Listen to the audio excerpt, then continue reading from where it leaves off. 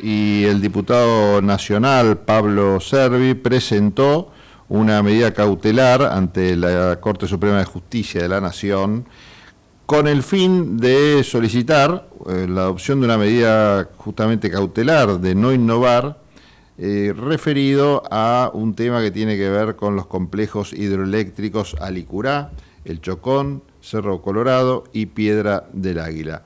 Pablo está comunicado telefónicamente con nosotros, Pablo Servi. Pablo Galeno te saluda. ¿Qué tal, Pablo? ¿Cómo andás?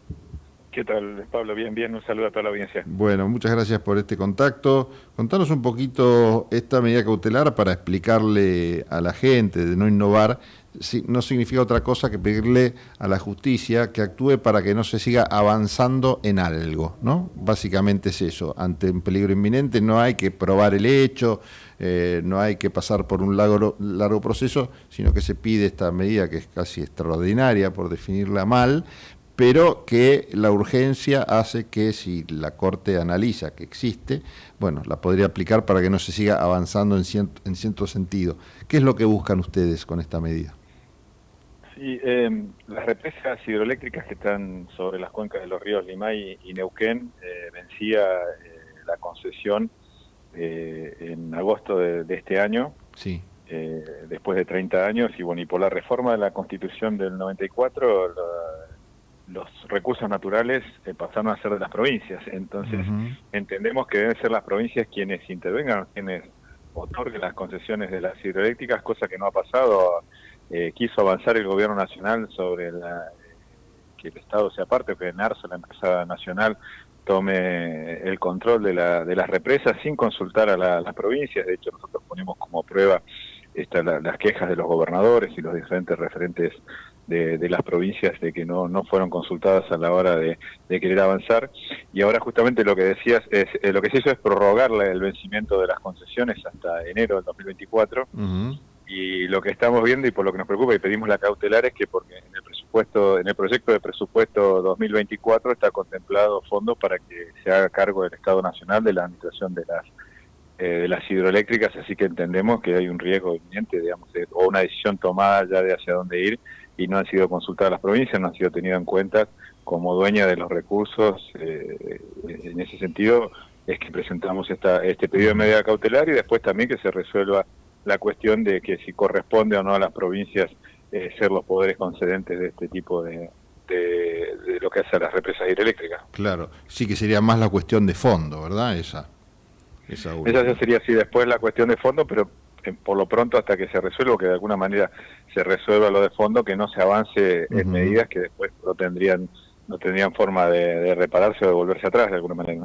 ¿Y cuál es el peligro, digamos, en la práctica, más allá de si corresponde a una jurisdicción u otra tomar esta medida? Digo, ¿hay peligros o cuestiones que deberían preocuparnos como ciudadanos, más allá del tema institucional?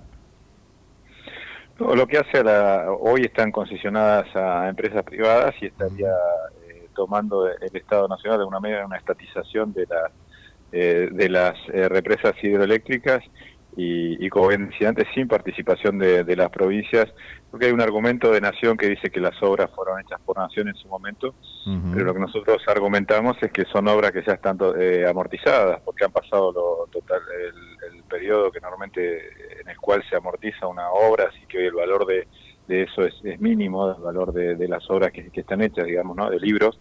Así que en ese sentido lo que hay que cuantificar o tener en cuenta es que lo que genera electricidad es el agua que con el desnivel que genera energía. Así que entendemos que la forma debería haber sido una mesa tripartita o de alguna manera que se tenga en cuenta las provincias. En el caso de las que está sobre el río Neuquén, que es el complejo Cerro Colorado, solamente la provincia de Neuquén, pero en las que son de la cuenca del Limay están todas compartidas con la provincia de Río Negro, que también ha manifestado su disconformidad en la forma que se ha trabajado esto, que Nación, no respetando el federalismo y justamente la Constitución que habla de que los recursos son de las provincias, ha querido avanzar, y ahora vemos que hay también en la propuesta de presupuesto, en el proyecto de presupuesto, directamente una intención de avanzar sobre esto.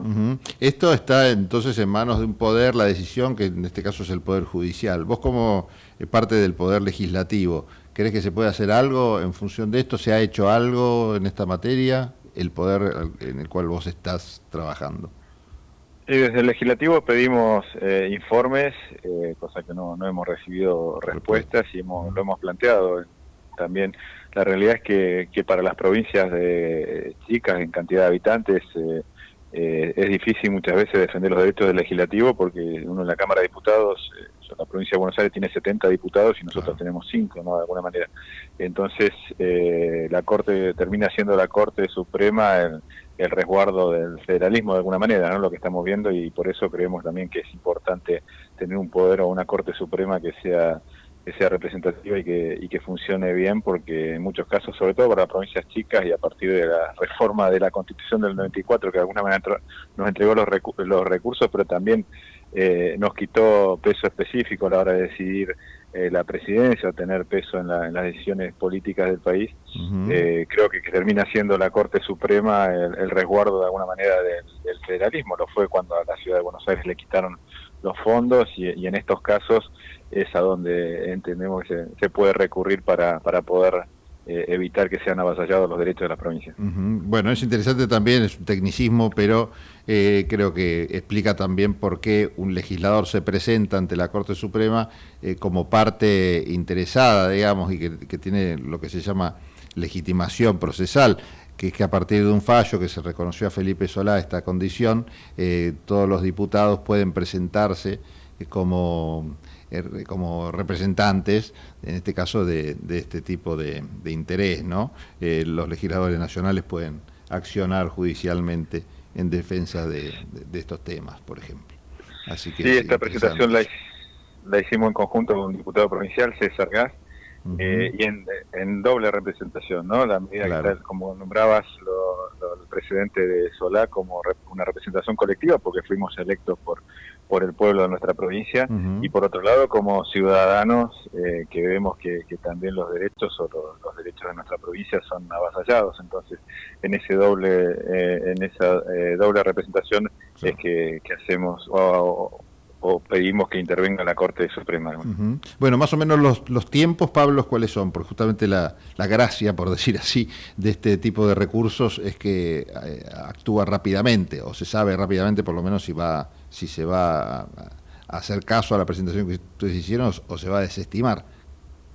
Y de hecho pedimos habilitación de hora, digamos, que sea rápido el trámite, sí. Y en ese sentido, bueno, estamos esperando ya hizo la presentación, logramos, digamos, acceder sin problemas a la Corte y todo lo que hace la carga de la demanda, y ahora calculo que los plazos dentro de una semana, una cosa así, se debería ver si realmente lo toman la Corte o no, lo toma o no, y después si declara, en teoría debería ser rápida la discusión. Estamos en tiempos electorales también, que hay otro tipo de movimientos y que captan la atención, pero entendemos que debería ser rápido, y por eso también el planteo nuestro, porque entendemos que el presupuesto ya después de las elecciones se seguirá avanzando con el presupuesto, de alguna manera está implícito en el presupuesto de que la intención del gobierno nacional o del oficialismo de avanzar sobre las concesiones. Perfecto. Bueno, Pablo, muchísimas gracias por este contacto, y quizás la semana que viene, bueno, tengamos alguna novedad y volveremos a comunicarnos contigo. Un abrazo. Bueno, gracias, Pablo, por el espacio, y un saludo a toda la audiencia. Gracias. Pablo Servi es diputado nacional de Juntos por el Cambio, y junto al diputado provincial César Gas, como nos contaba recién, de Neuquén, presentaron conjuntamente una medida cautelar ante la Corte Suprema, solicitando la adopción de una medida de no innovar dirigida al Poder Ejecutivo Nacional, a la Secretaría de Energía de la Nación, más puntualmente, por temas relacionados con los complejos hidroeléctricos Alicurá, El Chocón, Cerros Colorados y Piedra del Águila, con respecto a la continuidad de la concesión.